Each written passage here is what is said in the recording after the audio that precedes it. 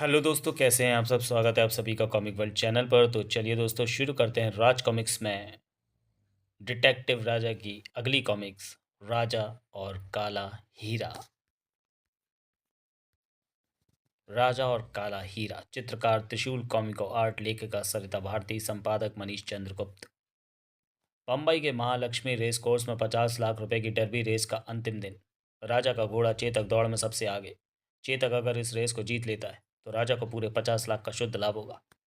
कुट्टू, चेतक पर सवार टोनी कुछ परेशान दिखाई दे रहा है और चेतक की रफ्तार भी घट रही है। नहीं उस्ताद, रेस के आखिरी क्षणों में तुम नर्वस हो रहे हो। चेतक ज़रूर जीतेगा। राजा और कुट्टू से दूर स्टेडियम के दूसरे सिरे पर दर्शकों के बीच दो व्यक्ति। निक्कू सेठ, टोनी गिर रहा है, काला हीरा कभी नहीं जीत पाएगा। मुझे मालूम है विक्की, ये रेस फ्लाइंग रानी ही जीतेगा। तभी अचानक चेतक का जॉकी टोनी जीन से फिसल कर नीचे गिरा। नहीं!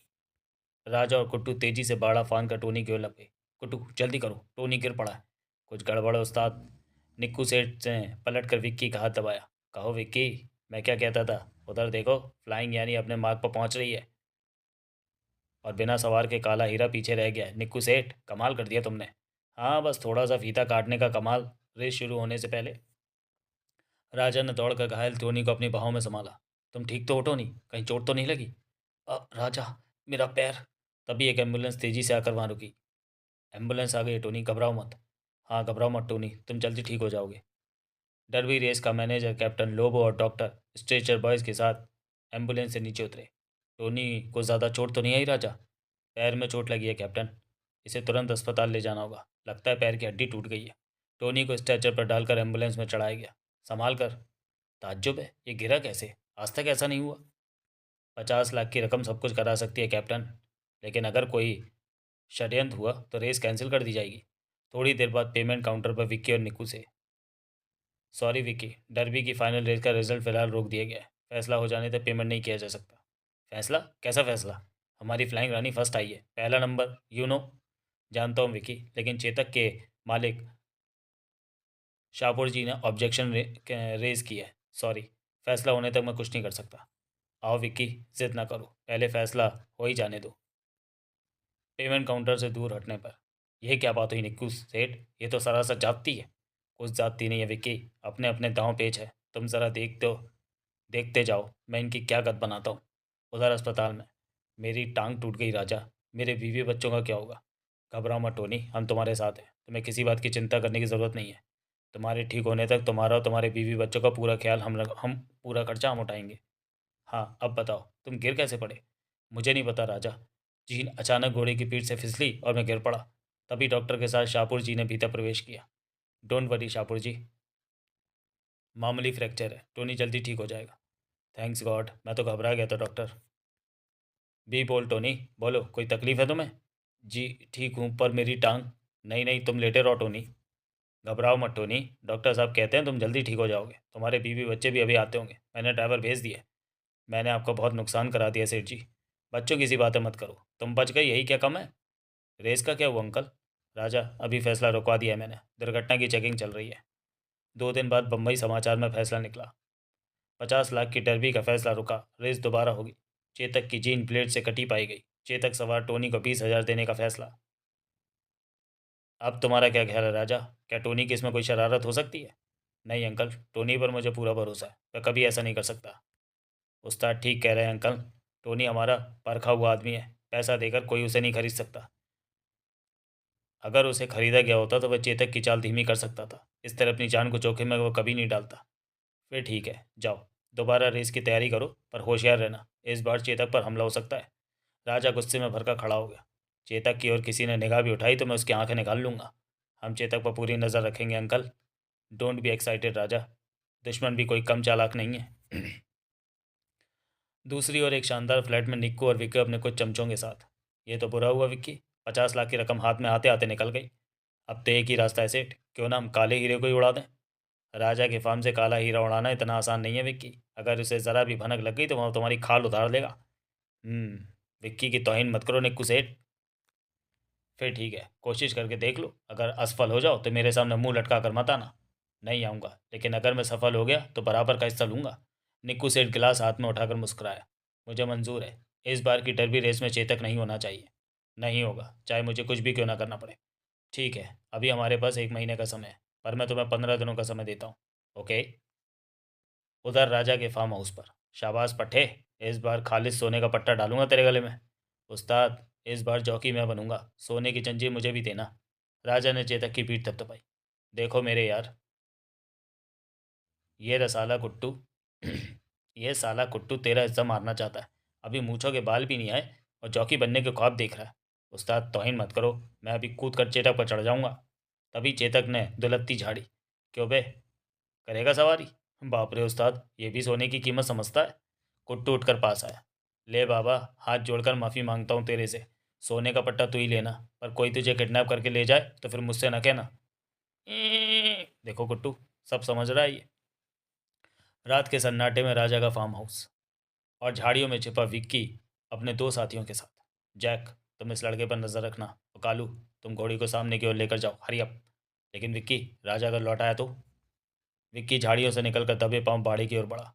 राजा आज की रात नहीं लौटेगा, तुम जाओ जल्दी, राजा के आने से पहले ही काम बन जाना चाहिए। बस मैं अभी आया। विक्की ने धीरे से बाड़े का फाटक खोला। जाओ जैक, लड़का अगर गड़बड़ी करे तो गोली मार देना। मैं तैयार हूँ विक्की।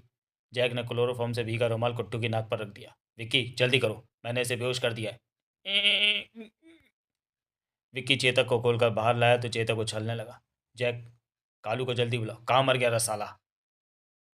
कस कर पकड़े रहना विक्की। तभी एक ट्रक में बंधी एक बड़ी जालीदार ट्रॉली गेट के पास आकर रुकी। ट्रक रोककर कालू नीचे कूदा। विक्की, कालू घोड़ी ले आया है, जल्दी करो विक्की। अबे पहले ट्रॉली का फाटक तो खोल।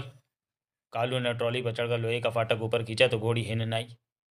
जल्दी करो, चलो जल्दी करो, राजा लौट आया तो एक एक एक की चटनी बना देगा। घोड़ी के हिनाट सुनकर चेतक के पैर थम गए और उसने थूथड़ी उठाकर देखा। चल मेरे काले हीरे, इंग्लिस्तान की गोरी मेम तेरा इंतजार कर रही है, चल आजा, शाबाश। कुछ ही पलों बाद चेतक ट्रॉली में घुस गया। शाबाश कालू, दरवाज़ा लगा दे जल्दी, हरी अप। एक पल की भी देर किए बिना ट्रक तेजी से एक सुनसान ट्रक पर भाग निकला, सड़क पर भाग निकला। विक्की, निक्कू सेठ से अब 25 लाख रुपए वसूल करना तुम्हारा काम है। डोंट वरी जैक, निक्कू सेठ अब इस काले हीरे के 50 लाख भी देगा। इतना रुपया? फिर तो हम हिंदुस्तान छोड़कर अमेरिका चलेंगे विक्की। क्यों नहीं कालू, आखिर काला हीरा हम तीनों की साझी प्रॉपर्टी है। पर विक्की, निक्कू सेठ को धोखा देना क्या ठीक होगा? धोखा कौन दे रहा है, ये तो बिजनेस है। तुम कहते हो तो सेठ का हिस्सा हम छोड़ देंगे। हाँ ये ठीक है, निक्कू सेठ से बिगाड़ करना ठीक नहीं होगा। अब ये बातें बाद में करना, पहले इसे ठिकाने लगाओ। रात के अंधेरे में एक सुनसान तट पर लगा एक स्टीमर। जैक जल्दी करो, सुबह होने से पहले हमें बहुत दूर जाना है। अब क्या खतरा है, हम आ तो गए हैं। सफ़ेद घोड़ी और चेतक स्टीमर पर चढ़ गए तो स्टीमर स्टार्ट हो गया। बाय कालू, ट्रक को ठिकाने पर पहुंचाकर निक्कू सेठ को खबर कर देना, हम तुम्हारा इंतज़ार करेंगे। ओके, अलविदा विक्की। सुबह होते ही राजा अपने फार्म हाउस पर पहुंचा। कुट्टू, अबे किधर मर गया? क्या अभी तक पड़ा सो रहा है? देख तो सूरज ऊपर चढ़ा है। बाड़े के पास पहुंचकर राजा अचानक चौंका। नहीं कुट्टू, चेतक कहाँ है? राजा ने कुट्टू का झंझोर डाला। अरे, तू बोलता क्यों नहीं, मर गया क्या? राजा ने चारपाई पर पड़ा रुमाल उठाकर सूंघा तो झटके से उसे हटाकर चौंका। ओह, क्लोरोफॉर्म, तो इसे किसी ने बेहोश करके चेतक को उड़ा लिया है। शाहपुर जी ने ठीक ही कहा था। फार्म हाउस पर ही राजा ने डॉक्टर को बुला लिया। अब चिंता की कोई बात नहीं है राजा, ये अभी होश में आ जाएगा। काफ़ी तेज़ क्लोरोफॉर्म सुंघाया गया था, इससे मौत भी हो सकती थी। थैंक यू डॉक्टर, अगर कुट्टू को कुछ हो जाता तो मैं चोरों की दुनिया में आग लगा देता। हिम्मत से काम लो राजा। दोपहर बीचे कुट्टू को पूरी तरह होश आ गया। तब तक शाहपुर जी व इंस्पेक्टर कुलकर्णी भी वहाँ पहुँच चुके थे। अरे उस्ताद, इंस्पेक्टर अंकल, आप लोग, मुझे क्या हो गया है? आप लोग मुझे ऐसे क्यों देख रहे हो? कुछ नहीं कुट्टू, तो अचानक बेहोश हो गया था। कुट्टू चौंक कर उठ बैठा। क्या, मैं बेहोश हो गया था? पर कैसे? कुछ नहीं हुआ बेटे, तू अभी आराम कर। क्यों आराम, किस लिए? कुट्टू, चेतक चोरी चला गया। नहीं, ऐसा नहीं हो सकता, मैं तो वहीं सो रहा था। पर ऐसा हुआ है बेटे, कल रात तुम्हें किसी ने बेहोश कर दिया और कुट्टू उछलकर चारपाई से नीचे कूदा। अंकल, जिसने ऐसा किया है मैं उसका खून पी जाऊंगा। कुट्टू, पागल हो गया है? तेरी तबीयत अभी ठीक नहीं है। सर छोड़ दीजिए इसे। कुट्टू, याद करके बता, रात क्या हुआ था? उस्ताद, तुम्हारे जाने के बाद मैं खा पी कर सो गया था, तब से अब आँख खुली है तो चारों बाहर आए। राजा, इतने कीमती घोड़े यहाँ रहते हैं, आसपास ना कोई बस्ती, ना सुरक्षा का कोई इंतज़ाम। सर, यहाँ हमें बरसों हो गए, आज तक किसी की हिम्मत नहीं हुई, ये पहला मौका है। राजा ठीक कह रहा है इंस्पेक्टर कुलकर्णी, ये फार्म मेरे पास 20 वर्ष से है। जब राजा भी यहाँ नहीं था, बस 2-4 नौकर रहते थे। फिर भी सर, रेस कोर्स में हुई दुर्घटना की वजह से हम सतर्क थे। मैं अतिरिक्त सुरक्षा के प्रबंध के लिए शाहपुर जी के पास गया था और तुम्हारे प्रबंध करने से पहले ही बदमाश अपना काम कर गए। राजा, तुम मेरे दोस्त हो, तुम शाहपुर जी के पास तो गए पर मुझे फ़ोन नहीं कर सकते थे। मुझसे गलती हो गई सर, आपका ध्यान ही नहीं आया। मेरा ध्यान तुम्हें क्यों आएगा? बम्बई की तो अक्खा पुलिस निकम्मी है। इधर देखो, नीचे यहाँ कुछ दिखाई दे रहा है। इन्हें मैं देख चुका हूँ सर, ये किसी ट्रक के पहियों के निशान है। तुम्हें यह भी पता होगा कि ट्रक के पिछले पहिए डबल होते हैं और यहाँ सिंगल पहियों के ही निशान है। यस सर, ट्रक के पीछे 4 पहियों वाली कोई ट्रॉली बंधी होनी चाहिए। वे अधिक दूर नहीं गए होंगे। राजा, जैसे भी हो चेतक को ढूंढो। राजा दौड़कर जीप में चढ़ गया। राजा, अपनी जीप छोड़ दो, हम लोग पुलिस जीप से चलेंगे, आओ। इससे क्या फ़र्क पड़ता है सर? फ़र्क की बात नहीं है राजा, रुतबे की बात है। इंस्पेक्टर कुलकर्णी ठीक कह रहे हैं। तुरंत पुलिस जीप एक सीधे सपाट रास्ते पर तेज़ी से भागने लगी। केवल रुतबे की बात नहीं है राजा, इस जीप में वायरलेस लगा है। हो सकता है हमें इसकी ज़रूरत पड़ जाए। आप ठीक कहते हैं सर, मुझे लगता है वे आउटर बॉम्बे की ओर से भागे हैं। हो सकता है, क्योंकि ये रास्ता उधर ही जाता है, लेकिन इतनी बड़ी मुंबई में उन्हें ढूंढ निकालना आसान नहीं है। हम कोशिश तो कर ही सकते हैं सर। श्योर, क्यों नहीं। रास्ते में किसी रात भर रुकने वाली दुकान पर पूछेंगे। रात रात भर खुलने वाले एक रोड साइड रेस्टोरेंट पर जीप रुकी। बॉम्बे रेस्टोरेंट। पुलिस, या खुदा खैर कर। आओ राजा, इस मोटे से पूछते हैं, यह होटल रात भर खुला रहता है? जी हुजूर, रात दिन हम लोगों की सेवा करते हैं। क्या सेवा करें आपकी? हुक्म कीजिए। रात यहाँ किसकी ड्यूटी थी? अक्खा रात मेरी ड्यूटी थी साहब। वो ऐसा है कि मेरा लड़का बीमार था साहब, इसलिए। ए, तुमसे जितनी बात पूछी जाए उसी का जवाब दो, पूरी जन्म पत्री मत बताओ। ठीक है साहब। इधर से रात में कोई घोड़ा लेकर गुजरा था, काले रंग का घोड़ा। घोड़ा? एक नहीं साहब, 2 घोड़े, एक सफ़ेद और एक काला। राजा उत्तेजित हो उठा। हाँ हाँ, वही, किधर गए वे दोनों? दूसरी ज़रूर घोड़ी होगी। ये मेरे को नहीं मालूम साहब, वे इधर से गुजरे थे। रात को 3 बजे एक ट्रक के पीछे जालीदार ट्रॉली थी। ये तो तुमने गाड़ी का नंबर नोट किया था? वो साहब, अगर मुझे मालूम होता कि कोई लफड़ा है तो मैं नंबर ज़रूर नोट करता। ओह। राजा पलट कर जीप की ओर बढ़ा। सर, आइए, वे अधिक दूर नहीं गए होंगे। बच्चों की सी बातें मत करो राजा। वह रात के 3 बजे की बात कह रहा है और इस वक्त दोपहर के 2 बजे हैं। उन्हें यहाँ से गुजरे पूरे 11 घंटे हो चुके हैं। तभी मोटे आदमी ने उन्हें रोका। 11 घंटे नहीं साहब, अभी 4 घंटे पहले वह ट्रक इधर से वापस मुंबई की ओर गया है। क्या? और इस बार भी तुमने नंबर नोट नहीं किया? नहीं साहब, नंबर मैंने नहीं देखा। नंबर प्लेट पर कीचड़ लगी थी। हाँ, एक खास बात यह है कि इस बार ट्रॉली खाली थी और पहियों पर कीचड़ लगी थी। एक बार फिर राजा और इंस्पेक्टर कुलकर्णी चौक पड़े। ओह, लेकिन राजा, ज़रा ठहरो, उधर चलकर बैठो, बैठकर बातें करते हैं। हाँ हाँ साहब, आइए। ए लड़के, साहब को ठंडा पिलाओ जल्दी। वो मेज़ खाली कराओ। एक खाली मेज पर तीनों बैठ गए। देखो राजा, एक ट्रक घोड़े लेकर रात को 3 बजे यहाँ से गुजरता है और सुबह 10 बजे खाली ट्रॉली लेकर मुंबई की ओर वापस लौटता है, कुछ समझे? इसका मतलब है वह ट्रक यहाँ से 7 घंटे आगे आगे की ओर गया है। उस्ताद, तुम्हारा हिसाब बहुत कमज़ोर है। 7 घंटे अगर वह आगे ही चलता चला जाएगा तो इतने समय में वापस कैसे लौट सकता है? राजा, हम अगर ये मानकर चलें कि उन दोनों घोड़ों को ठिकाने लगाने में 2 या ढाई घंटे लगे होंगे, तो जाने और वापस लौटने में भी इतना ही टाइम लगा होगा। राजा चौंक कर उठ खड़ा हुआ। इसका मतलब है ट्रक यहाँ से ज़्यादा दूर नहीं गया था। हाँ उस्ताद, ज़्यादा से ज़्यादा 2.5-3 घंटे का रास्ता उसने तय किया होगा। और अगर कीचड़ भरा रास्ता भी होगा तो 1.5-2 घंटे का रास्ता ही तय किया होगा। मोटा कह रहा था नंबर प्लेट पर कीचड़ लगी थी। कुट्टू और कुलकर्णी भी उठकर खड़े हो गए। फिर आइए सर, थोड़ा आगे तक घूम कर आते हैं। हाँ चलो। तीनों तेज़ी से जीप में चढ़े। या खुदा, सस्ते छूट गए। आओ हरी अप। उधर निक्कू सेठ का शानदार ड्राइंग रूम। शाबाश कालू, तुम लोगों ने ज़िंदगी में पहली शाबाशी का काम किया है। अब हमारे लिए क्या हुक्म है सेठ? काला हीरा अब तक गोवा पहुंच चुका होगा। जब तक मैं ना कहूँ तुम वहीं रहो और काले हीरे को दाना पानी उतना ही दो जितने से वह जिंदा रह सके। इससे क्या फ़ायदा सेठ? इतना लाजवाब हीरा कुमला जाएगा। यही तो मैं चाहता हूँ, अगर वह राजा के हाथ लग भी जाए तो भी रेस के काबिल ना रहे। समझ गए सेठ, ऐसा ही होगा। फिर ठीक है, ये नोटों की गड्डी उठा लो। विक्की से कहना काले हीरे को टॉम को सौंप दे और खुद यहाँ चला आए। कालू ने नोटों की गड्डी उठाकर जेब में ठूस ली। ओके सेठ, मैं विक्की से बोल दूंगा, चलता हूँ। ठीक है, जाओ, और देखो कोई गड़बड़ हुई तो मुझे फ़ौरन खबर करना। जी। लगभग 50 किलोमीटर आगे एक जगह राजा ने इंस्पेक्टर कुलकर्णी से जीप रुकवाई। सर रुकिए सर। क्या बात है राजा, यहाँ क्यों? राजा, कुट्टू व कुलकर्णी जीप से नीचे उतरे। ये निशान देख रहे हैं सर? ट्रक ज़रूर इधर से गया होगा। करेक्ट, चल कर देखते हैं। कच्ची सड़क पर लगभग 2 किलोमीटर आगे जाकर जीप फिर रुकी। आइए सर, शायद यहाँ से कुछ मालूम हो सके। लेकिन अगर ये तस्करों की मदद करते होंगे तो आसानी से नहीं बिकेंगे। किनारे पर मछुआरों की बस्ती में। सुनो, रात को यहाँ से 2 घोड़े भेजे गए हैं। जी साहब, एक घोड़ा और एक घोड़ी। घोड़ा काला, घोड़ी सफ़ेद। करेक्ट, कहाँ भेजे गए हैं? गोवा। स्टीमर किराए पर लिया था साहब। पैसा जास्ती दिया इसी वास्ते। क्या नाम है तेरा? मेरा नाम गोविंद है साहब। ये स्टीमर बोट गोवा जाने के लिए किराए पर मिल सकती है? ज़रूर मिल सकती है साहब, इसे मैं ही चलाता हूँ और मेरा बाप ही पहला स्टीमर लेकर गया है। राजा तेजी से इंस्पेक्टर कुलकर्णी की ओर घूमा। सर, मैं कुट्टू के साथ गोवा जा रहा हूँ। आप मुंबई में पता लगाएं कि ट्रक यहाँ से लौट कर कहाँ गया है। ठीक है, मेरी ज़रूरत पड़े तो मुझे फ़ोन कर लेना। थोड़ी देर बाद राजा कुट्टू और गोविंद के साथ समुद्र में तेज़ी से बढ़ती हुई स्टीमर बोट में था। सर, गोवा पहुँचकर मैं आपको फ़ोन करूँगा। ठीक है, मैं इंतज़ार करूँगा। गोवा पहुँचते पहुँचते रात हो गई। बोट को किनारे लगाकर तीनों तट पर उतरे। तुमने ठीक टाइम पर पहुँचा दिया गोविंद। ये लो अपना किराया और इनाम। अब जल्दी से अपने बापू को ढूंढ निकालो, क्योंकि स्टीमर हमें रास्ते में कहीं नहीं मिला है। आप ठीक कहते हैं साहब, और कोई दूसरा लौटने का रास्ता है भी नहीं। वे अगर लौटते तो ज़रूर हमें रास्ते में मिलते। आप आइए, मैं उन्हें स्टीमर के अड्डे पर देखता हूँ। स्टीमर के अड्डे पर बापू। अरे तू कब आया गोविंद? अभी ये साहब मुझे लाए हैं। शराब की बोतल नीचे करके पाटिल खड़ा हो गया। नमस्ते साहब। नमस्ते। घोड़े तुमने कहाँ उतारे पाटिल? वे हमारे आदमी थे। यही उतारे थे साहब। भाड़ा चुकता करके वो फ़ौरन चले गए। राजा की बेचैनी बढ़ गई। कुछ बता सकते हो किधर गए वे? चर्च वाले रास्ते से गए थे साहब, पर कहाँ गए कुछ बताया नहीं। किसी टॉम साहब का नाम ले रहे थे। टॉम? राजा तुरंत वहाँ से चल दिया। आओ कुट्टू, सबसे पहले मैं टॉम को ही ढूंढना है। लेकिन उस्ताद, अक्खा गोवा में टॉम नाम का कितना लोग होगा? बहुत होगा कुट्टू, पर यह काम तो करना ही है।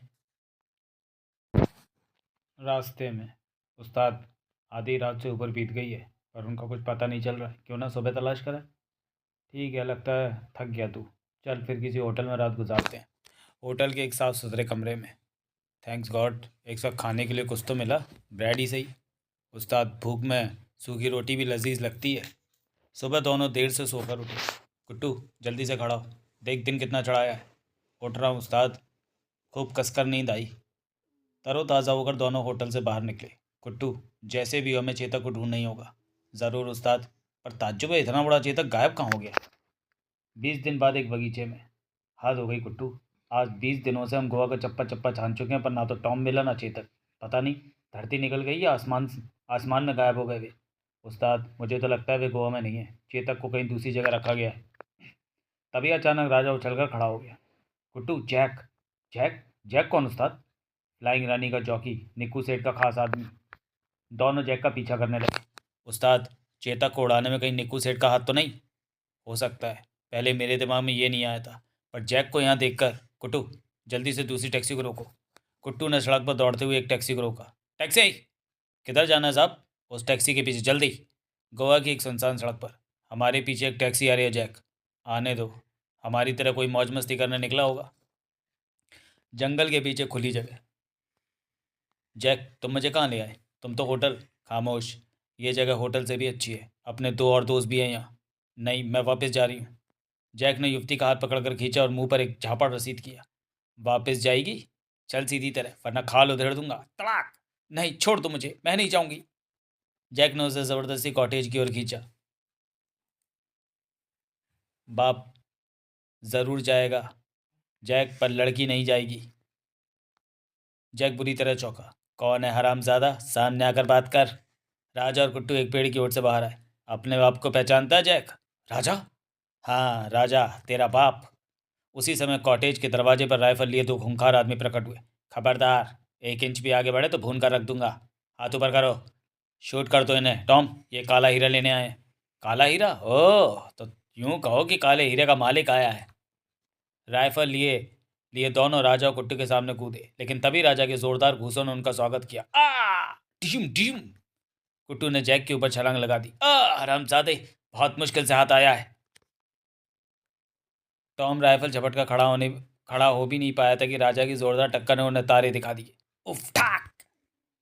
राजा ने टॉम की राइफल छीनकर कालू के सिर पर बट से जोरदार प्रहार किया। उठा राइफल बेटा। ठाक! नहीं कुट्टू भाई, मेरा कोई कसूर नहीं है। ये सब विक्की और निकू सेठ ने कराया था। मैं तेरा सिर तोड़ दूंगा।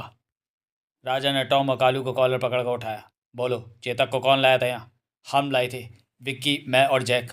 लेकिन मेरे पास विक्की अकेला आया था। तभी डरते डरते दोनों टैक्सी ड्राइवर पास आए। हम आपकी कुछ मदद करें साहब? हाँ, कहीं से रस्सी ढूंढ कर लाओ, ना बांधो।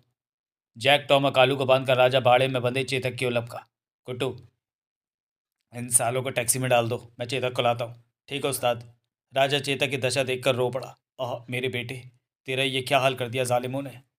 थोड़ी देर बाद दोनों टैक्सियों में जैक, टॉम और कालू को बांध कर राजा और कुट्टू शहर की ओर चल दिए। मैं तो उम्मीद छोड़ बैठा था कुट्टू, देख तो जालिमों ने मेरे चेता को भूखा रखकर कैसा सुखा दिया है। उस्ताद, परमात्मा हम पर मेहरबान है, सब ठीक हो जाएगा। तीनों बदमाशों को पुलिस के हवाले करके राजा और कुट्टू लड़की को लेकर उसके बाप के पास पहुंचे। मुझे माफ़ कर दो बेटा, मैं बहुत गरीब आदमी हूँ, मैं बूढ़ा उन गुंडों का मुकाबला नहीं कर सकता था। ये सब तो ठीक है, पर गरीबी से लड़ने के लिए ये रास्ता ठीक नहीं है। लो, ये कुछ रुपए रख लो और बेटी को बेटी की तरह रखो। उसी रात होटल में मुंबई से शाहपुर जी का फ़ोन राजा के नाम आया। राजा बेटे, खुशखबरी है, निक्कू सेठ ने चेतक का पता लगा लिया है, पर वह बदले में 5 लाख मांग रहा है। कहता है दलाल बीच में मांगता है। ठीक है अंकल, सौदा मंजूर कर लो, हम कल पहुंच रहे हैं। मुंबई में शाहपुर जी घोड़ेवाला का शानदार ऑफिस। मुझे तुम्हारी शर्त मंजूर है निक्कू सेठ, ये 5 लाख रुपए उठा लो, लेकिन अगर रेस वाले दिन से पहले दिन चेतक मेरे पास नहीं पहुंचा तो तुम्हें इसमें 5 लाख मिलाकर मुझे लौटाने होंगे। ओके विकी, नोट उठा लो। ज़रा ठहरो सेठ, एक शर्त मेरी भी है। निक्कू सेठ ने हैरानी से राजा की ओर देखा। तुम्हारी शर्त? हाँ, अगर 10 लाख ना देगा तो दे सको तो साल भर तक हमारा रसोइया बनकर रहना होगा। रसोइया? मुझे तुम्हारी शर्त अच्छी लगी राजा। और फिर वही हुआ जिसका राजा को विश्वास था, रेस से एक दिन पहले। सॉरी शाहपुर जी, मेरा दलाल चेतक नहीं ला सका। फिर फिर क्या? कल डर्बी की रेस मेरा फ्लाइंग रानी के नाम बुक हो चुकी है, मैं तुम्हें 10 नहीं 15 लाख दूंगा। ओह। दूसरे दिन बम्बई का महालक्ष्मी रेस को डर्बी की फाइनल रेस देखने के लिए खचाखच भरा था। घोड़ों की परेड शुरू हुई। वाह, निक्कू सेठ की फ्लाइंग रानी का जवाब नहीं, ज़रा चाल तो देखो। मैंने तो अपनी सारी पूंजी नंबर 6 पर लगा दी है। ओह, काश आज चेतक होता। हो, ज़रा उस 5 नंबर के चितकबरे घोड़े को देखो, शाहपुर जी को भी अच्छा मजाक सूझा है। घोड़ा मरियल जॉकी बूढ़ा, हा हा हा। दौड़ शुरू हुई, फ्लाइंग रानी बंदूक से छूटी गोली की तरह भागी। अबे मरियल चितकबरे, डुबो दिया साले, सबसे पीछे रह गया। भागा फ्लाइंग रानी। माइक पर उद्घोषणा हुई। पहले राउंड में फ्लाइंग रानी नंबर 6 पहले नंबर पर पहुंची है। विक्कू ने निक्कू सेठ का हाथ दबाया। निक्कू सेठ, 50 लाख की डर्बी आज पक्की है। क्या बात है सेठ, तुम्हें खुशी नहीं हुई? ये बात नहीं है विक्की, सोच रहा हूँ जैक और कालू काले हीरे को लेकर कहाँ गायब हो गए। इससे क्या, काला हीरा आज की रेस में नहीं है तो उसे कहीं भी ले जाए। फिर भी विक्की, ये धोखेबाजी है उन हरामजादों की। तभी दूसरा राउंड शुरू हुआ, लेकिन इस बार पासा पलट गया। अरे, वो मरियल सचित कबरा रेस जीत रहा है। ज़रा बूढ़े चौकी के तेवर तो देखो, पका फ्लाई रानी। हे भगवान, डूब गए हम तो। उद्घोषणाएं होती रहीं। बाकी पांचों रेस नंबर 5 चितकबरे ने जीत कर डर्बी जीत ली। दूसरा राउंड नंबर 5 प्रथम, तीसरा राउंड नंबर 5 प्रथम, चौथा राउंड नंबर 5 प्रथम, पांचवा राउंड नंबर 5 प्रथम, छठा राउंड नंबर 5 प्रथम। डर्बी की जीत की घोषणा होते ही चितकबरा खुशी से उछला और दर्शकों के बाड़े में छलांग लगा गया। दर्शक भय से चिल्लाकर भागने लगे। चल बेटा, ढूंढ ले अपने शिकार को, भागो। अरे भागो, चितकबरा पागल हो गया है। निक्कू सेठ और विक्की चितकबरे को अपनी ओर आते देखकर घबरा कर उठे और भागे। निक्कू सेठ भागो, वह इधर ही आ रहा है। ये क्या गड़बड़ है विक्की? पता नहीं सेठ, जान बचाओ पहले। तभी दर्शकों ने देखा, अरे ये तो निक्कू सेठ उसके चमचे के पीछे पड़ा है। रुक जाओ भाइयों, भागो मत। वाकई एक खुली जगह में चितकबरे ने निक्कू सेठ और विक्की को घेर लिया। ये क्या बदतमीजी है, क्या चाहते हो तुम? अभी बताता हूँ निक्कू सेठ, गौर से मेरी ओर देखो। क्यों सेठ, पहचाना मुझे? राजा तुम? हाँ, मैं। और अब इस चितकबरे को भी पहचान लो अच्छी तरह। कुट्टू ने पानी डालकर चितकबरे का सफ़ेद रंग धो दिया। काला हीरा? हाँ, काला हीरा, मेरा चेतक। चेतक? वाह राजा, कमाल कर दिया। उसी समय भीड़ को चीरकर इंस्पेक्टर कुलकर्णी भीतर आए। निक्कू सेठ, मैं तुम दोनों को चेतक के अपहरण के जुर्म में गिरफ्तार करता हूँ। मैं तैयार हूँ इंस्पेक्टर। चलो विकी, हमारा खेल खत्म हुआ। अचानक विक्की ने जेब से रिवॉल्वर निकालकर इंस्पेक्टर कुलकर्णी को तांग दी। खबरदार, कोई भी आगे बढ़ा तो गोली मार दूंगा। चलो निक्कू सेठ, मेरा हिस्सा मुझे दो, मैं जेल जाना नहीं चाहता। नहीं विक्की, रिवॉल्वर फेंक दो। विक्की पागल उठा। नहीं फेंकूंगा, तुम चलो यहाँ से, मेरा हिस्सा मुझे चाहिए। खबरदार, कोई आगे बढ़ा तो गोली चला दूंगा। विक्की। तभी राजा उछला निक्कू सेठ को परे ढकेलते हुए गिरा। उसी क्षण विक्की ने गोली चला दी। ठाय! राजा की बाह में गोली लगी। उसी समय इंस्पेक्टर कुलकर्णी ने विक्की के हाथों को गोलियों से भून दिया। हरामजादे, तेरी ये हिम्मत! ठाय ठाय! उस्ताद! राजा! आ! उस दिन अस्पताल में, सर, मैं अपनी शिकायत वापस लेता हूँ, आप निक्कू सेठ को छोड़ दीजिए। राजा, तूने मेरी जान बचाई और अब एक और एहसान नहीं राजा, नहीं। राजा ठीक कह रहा है इंस्पेक्टर, मैं निक्कू सेठ की ज़मानत देने को तैयार हूँ। इंस्पेक्टर कुलकर्णी ने निक्कू सेठ की हथकड़ियाँ खोल दी। ऐसा तुमने क्यों किया राजा? मैंने तो बस सेठ, ऐसे ही। तुम्हें अपनी शर्त तो याद है ना? शर्त? हाँ याद है। कुछ दिनों बाद राजा के फार्म हाउस पर, राजा, मैंने अपनी सारी संपत्ति का अस्पताल बनाने के लिए ट्रस्ट बना दिया है। मैं अब तुम्हारे साथ रहूँगा, तुम्हारा खाना बनाऊँगा। अरे नहीं निक्कू सेठ, मैंने तो मजाक किया था। निक्कू सेठ नहीं, नंदू, यही मेरा असली नाम है। सेठ बनने से पहले होटल ओबेराय में मैं यही काम करता था। समाप्त। तो चलिए दोस्तों, वीडियो को यहीं समाप्त करते हैं और मिलते हैं राजा सीरीज़ की अगली कॉमिक्स, राजा और मौत बेचने वाले। तब तक के लिए धन्यवाद।